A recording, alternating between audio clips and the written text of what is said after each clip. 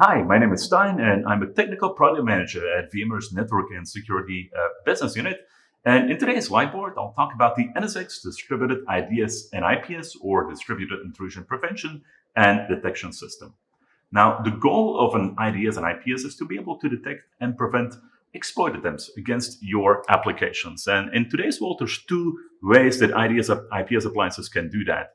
There's what we call host-based intrusion prevention and detection systems. And these really are a piece of software that runs inside every of the guest VMs.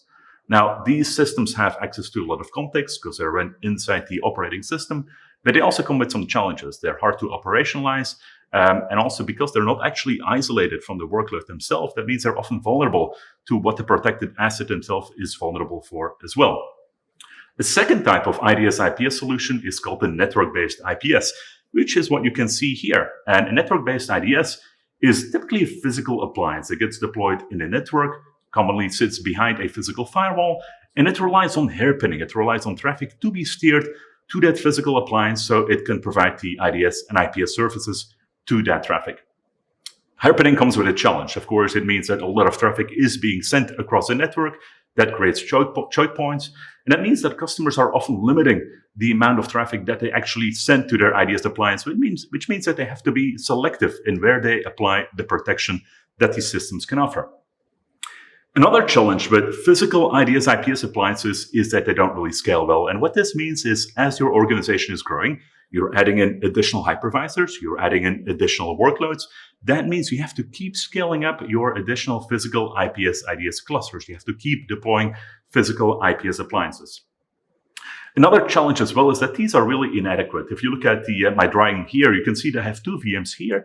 They are connected to a single segment. This is a single, say, call it the purple VLAN. There really isn't any feasible way to apply intrusion prevention and detection to workloads that are deployed in the same logical segment here, which is another key challenge. Another problem is lack of mobility. As you know, in the modern day data center, workloads are very mobile. With DRS and vMotion, a workload can move from one hypervisor to another hypervisor, from one cluster to another cluster, or even from a data center to another data center. And that means that the flows that were going through the original IPS may end up on a different IPS appliance who doesn't have any context about that particular flow and may not even have the same policy applied. Now, the biggest challenge, however, is lack of context. If you look at these physical IPS appliances, they see a lot of network traffic, but they don't really have any context. They see a source and a destination IP address, but they don't know if the target of a particular exploit is actually a vulnerable database server that has critical sensitive data deployed in production, or it's a print server that's not even vulnerable to a specific exploit.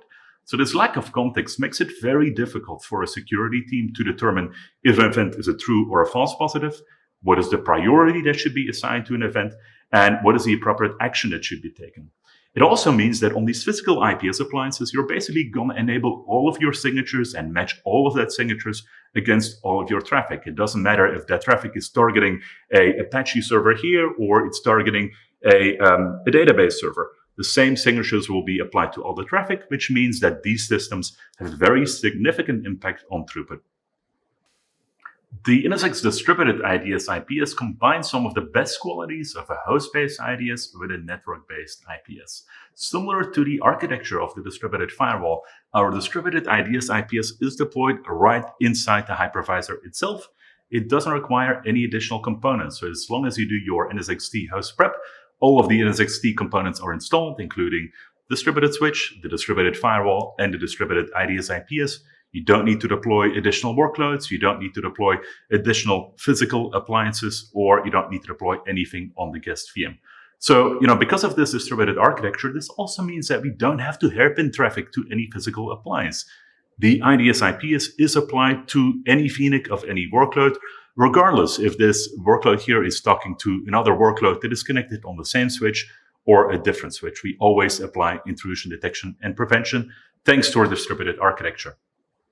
With the NSXT Distributed IDS and IPS, we also provide curated signatures. And for those of you who are familiar with the distributed firewall, you might be familiar with a concept called applied to.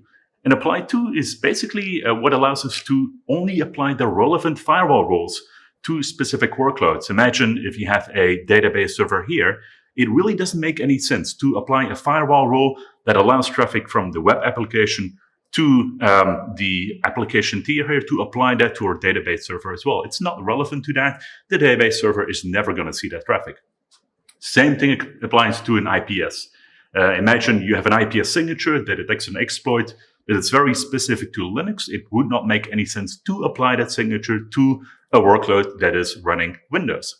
So with the distributed IDS and IPS, we can be very selective in where we apply the IDS, IPS signatures. We can choose to only apply the signatures where they make sense. And in order to do that, you need context. And this is another benefit of being embedded in the hypervisor.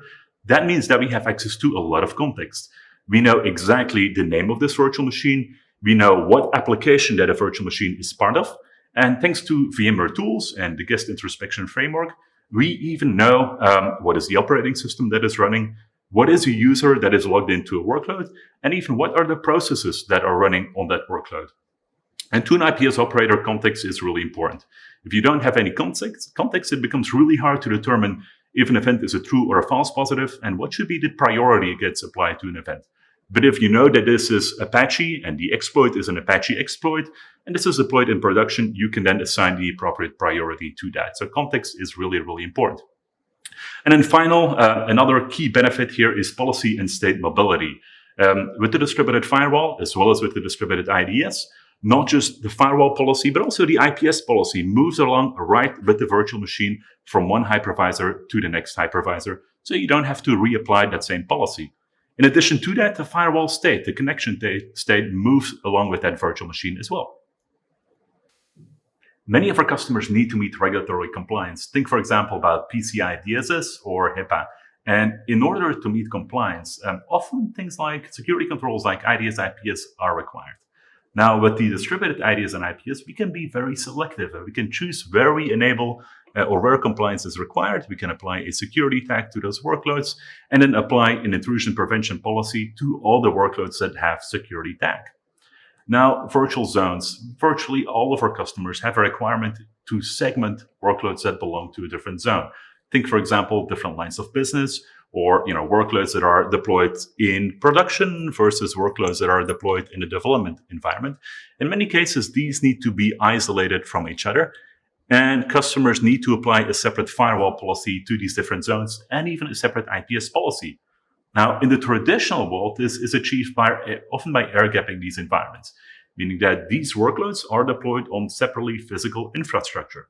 Especially in DMZ environment, often the DMZ workloads are deployed on separate hardware, even sometimes with their own firewalls versus the internal network. Using the NSX Distributed Firewall and distributed IDS and IPS, we can achieve much better consolidation. You can run workloads that belong in production and workloads that are deployed in a development environment or workloads that belong to different tenants or DMZ and non-DMZ on the same physical infrastructure. And then you can use the distributed firewall and the distributed IDS IPS in order to achieve that same isolation that you would have with physical air gapping. Of course, you can also apply a different or separate IDS IPS policy to each of these zones. So we can have a separate IPS policy to our production zone and a separate policy here applied to our development zone. Now, as customers are moving, virtualizing their data center infrastructure, they're virtualizing and moving into the SDDC, this is also an opportunity for customers to replace these physical firewall and IDS appliances they have with the NSX Distributed Firewall and Distributed IPS. The benefit of doing this both for the Distributed Firewall and Distributed IDS is that you can have a single security policy for both that stretches the whole SDDC. Then a final use case of the NSX Distributed IDS IPS is the detection of lateral movements. Almost invariably, the initial way that an attacker gets into the environment is not the actual objective of an attack.